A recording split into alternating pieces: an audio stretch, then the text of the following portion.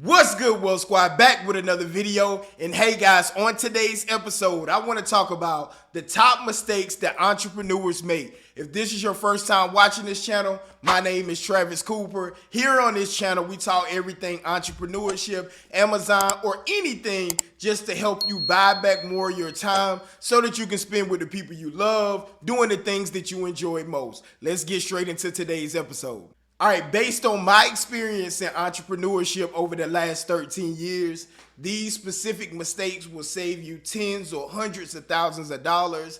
It may save your family, may save your marriage, whatever. So definitely lock in. I've learned the hard way. I've made many of these mistakes and lost money. So this video should be a valuable asset to help you avoid that. We know that our entrepreneurship journey is not going to be taking off like a helicopter going straight up, but it's always going to be ups and downs, but we want to always be trending up, right? So when the lows come around, you don't want to get too low. And when the highs come around, you don't want to get too high. You always want to stay level-headed and increasing to your destination. Mistake number one is not doing market research before starting your business. A lot of the times as entrepreneurs, we'll start the business creating the product or the service first, without starting with the end in mind, right? I know it seems counterproductive or out of order, but you actually want to start with the end in mind, right? Travis, what are you saying? So we need to make sure it's a demand in the market first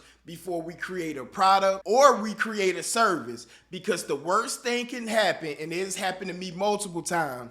I've started brands of shoelaces. I've tried to sell t-shirts. I've tried to sell whatever, you name it. If it's legal and it's ethical, I tried to sell it right. But by me making those mistakes, it kept me going out of business. I'm wondering why this thing isn't selling at all. Like, what is going on? Besides friends and family, absolutely nobody wants this particular product or service, but it was because I was beginning with what I thought was the first thing, but I needed to begin with the market research. What is market research? So market research is making sure there's a specific demand for your product or service, and who is your target audience and where do they gather, right? You need to be in front of that target audience, and you need to make sure they desire exactly the product or the service that you have, right? Because entrepreneurship in a nutshell is providing solutions to other people's problems, right? You know, more times than not, I like to go and solve the problem for myself first, make sure it works. You can try to solve it for a person or two for free, maybe a group. And then once you have that proof of concept or that case study, if you know this specific group of people has this specific problem, hey, once you solve it and you offer that solution, they will exchange their money for your solution. And that's how a business works. We are serving our clients or our customers. The second common mistake is having poor cash flow management, right? We jump into a business, we don't know the reoccurring costs, the startup costs, the expenses, and we make the mistake of just jumping in and purchasing maybe the thing to just get it going, and then we don't have the cash flow to really keep the business up and going. We need to know exactly how much money is it going to take to keep this train rolling. And if you're extremely limited on capital at the beginning, be resourceful as possible, right? You guys know, if you've been rocking with the channel for a minute, I started my Amazon business with less than $150. And what I did was take that money and then reinvest it back into the business instead of pulling from the business. Because a lot of the times, you know, once you see your first $1,000, $10,000, $20,000, you get excited, right? You're like, hey, I'm going to Disney World with this money, but you don't want to do that. You want to keep putting that money to the side, reinvesting it back in the business without splurging, right? You want to ultimately build it to a business where it's fully automated so that you can have that full time freedom, because we know time is our most valuable asset. Number three, not adapting or pivoting whenever it's time. This probably would have saved me hundreds of thousands of dollars or helped me get to my first $1 million year a lot quicker. But because I was stubborn and I found something that worked early, I wasn't willing to adapt or pivot it. But you have to stay ahead of the curve. Technology is changing, the market is changing, everything is changing in business. So always learn, grow, invest in yourself, your education. Coming from a family where I'm the first entrepreneur, I didn't know what I didn't know. One thing for sure is I thought that all information or books or anything like that was a waste of time. But growing, maturing as an entrepreneur, I buy courses almost every day. Some of everybody's course, you name it, I've taken it, sat through the information. And if I can only get one gem out of it, to me, I have my mindset shifted where, A, it was worth it, because that one sentence or this one strategy could take my business to another level, right? Because I have my mind set in the way that no investment in myself is a bad investment, right? So anytime, whether it's through books, webinars, training, anything, I don't care the amount of money that I put in. If I pray over it and leave it in God's hands, I let him handle the rest, and I do what I need to do on my part, which is execute, go through the information, and keep applying and stay consistent with it. The fourth mistake on this list is hiring mistakes. Either hiring too many people at one time or hiring not enough people at all, right? Whenever you start to build a business where you have physical and virtual employees, man, it is a lot to juggle, right? Until you can get a manager or somebody to be the umbrella under all of your people in your team that can just report to you, it's a lot, and it's a fine line, right? You know, hiring too many people will stricken your cash flow if you don't have the right people in the right places, because when you hire an employee, you need to make at least, in my opinion, 3 to 5 times what you're paying them. So they should be able to pay for themselves. So the work that you assign to them should be able to pay their salary plus add more money to the business, right? Because if it doesn't make sense to hire them, right? They should be adding to the business. You guys should be focused, moving towards one specific goal. That's how you will level up and scale your specific business. And on the other end of the spectrum, if you don't have enough people because your operations and your system is not right, that definitely can run you out of business because you don't have the right people in place to run your system. Guess what? That's going to be poor quality of your service, poor value to your customers or your clients. You're going to get complaints. They're never going to come back and do business with you again. You lost that customer. They may spread the word and say, hey, Travis's business is terrible. And eventually you'll run out of business. So it's a fine line on that hiring process. I advise that you guys write out every step of the process, see where you can hire, write it out and do a flow chart for every mechanism or every lever inside of your business. Have those SOPs or standard operating procedures so that you can put people in the right places to scale your business and take you to the next level. Coming in at number 5, which probably should be number 1, is neglecting marketing and sales, right?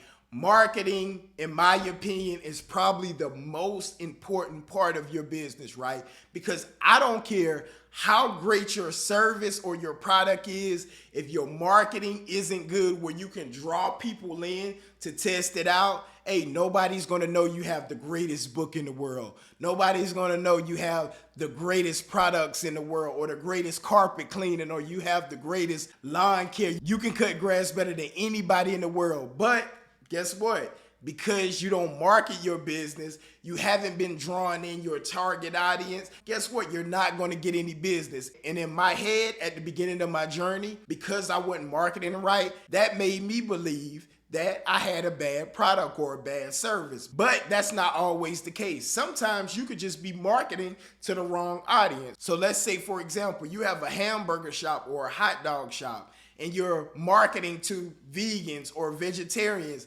Guess what? You're not going to get any sales. Even though you have the best hamburgers and hot dogs in the world, guess what? These people do not eat meat, so you're not going to get any sales. So your marketing has to be in line, right? And again, that's a mistake I made at the beginning. Of course, I'm biased. I thought I had great products, but if you don't align that with the right target audience, get in front of them and stay in front of them and be consistent, guess what? Your business is no good. So definitely lock in, take marketing serious because it is a powerful tool that can take you to the next level. Marketing for a good product or a good service will take you out of here. Now, on the other end of the spectrum, some people have 7- and 8-figure businesses offer products and services that's really not that good, but guess what? They're great at marketing, so they can constantly get sales because they know or they've dialed in their marketing plan and they stay in front of their target audience. Coming in at number 6 is ignoring customer feedback.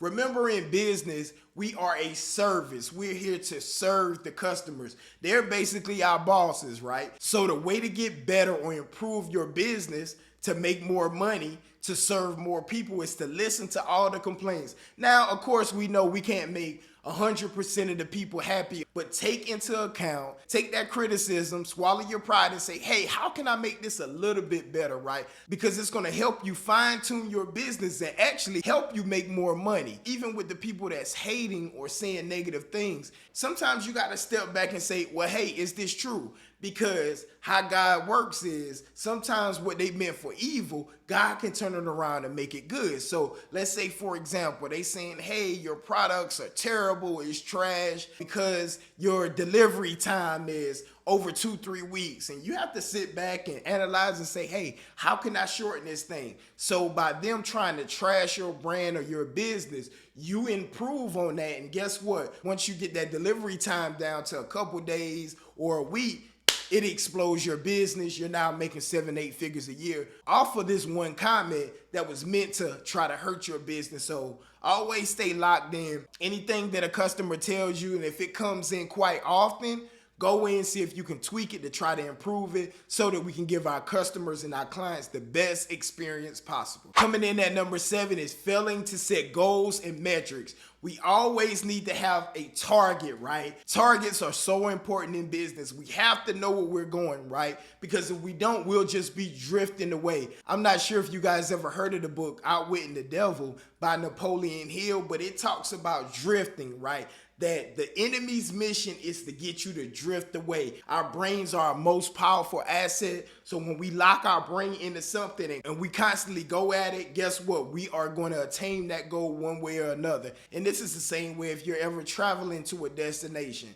In that GPS, you're going to lock in that address, right? Or if you already know where you're going, you have that address locked in your head. You know exactly where you're going. We're just not taking a Sunday ride and just turning down random streets. We have somewhere that we're going. We're focused on it. We know to go up here for 2 hours, then we make a left or we make a right. Whatever it is, we're locked in on that target. And the great things about setting targets is once you miss it, guess what? You can go back to the drawing board and you can construct a new plan and say, hey, I missed my target. Now, what can we do to make up for what we missed, and then set a higher one, right? Always lock in and set that target, because there's no such thing as, oh, I'm gonna just stay level. You either getting better or you getting worse, right? So set our targets high and constantly try to improve each and every quarter, week, month, year, whatever that time frame is, to help you accelerate your business. Coming in at number 9 is not addressing legal aspects, right? Make sure all the paperwork and everything is aligned in your business. One of the worst things that can happen is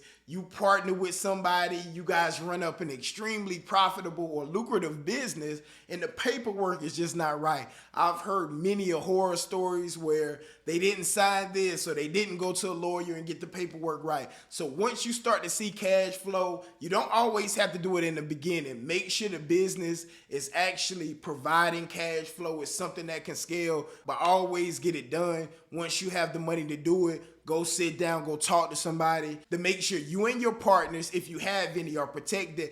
And if something went on with a customer or a client, you are protected so they can't sue you and, take most of the assets from the business. And last but not least is burnout, which I'm totally familiar with. At the beginning of my entrepreneurship journey, I've told it many a times on this channel. I was a solopreneur, believing that I can do everything myself, but connecting with other high-level entrepreneurs, that's definitely not the right answer. You always want to build a good team because that burnout is real. The great thing about entrepreneurship is no cap on the income that you make. If you want to work 24/7 to hit a goal, you can. That's exactly how I hit my first 6 figures in a year, by just working my fingers down to the bone. But I advise you not to do that. Work smarter, not harder. In your mental capacity, put key pieces into place. Create opportunities where people can strive. They can pay for their own salary and then increase, like I said before, the money or the bottom line of the business. Don't go through that burnout stage like I did, where I had health problems.